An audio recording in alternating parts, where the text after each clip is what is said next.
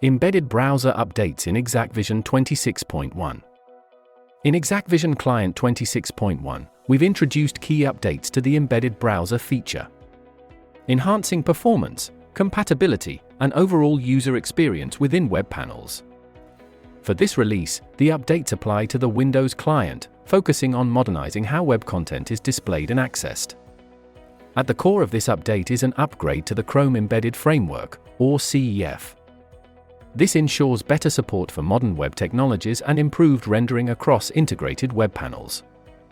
With the updated browser, applications such as Scylla and other web-based tools are now rendered more comprehensively, providing a more reliable and consistent experience. Camera web interfaces are also more accessible than ever.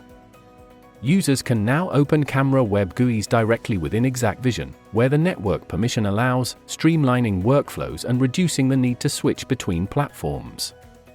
To improve usability, users are automatically logged into supported web interfaces, saving time and simplifying access to critical tools.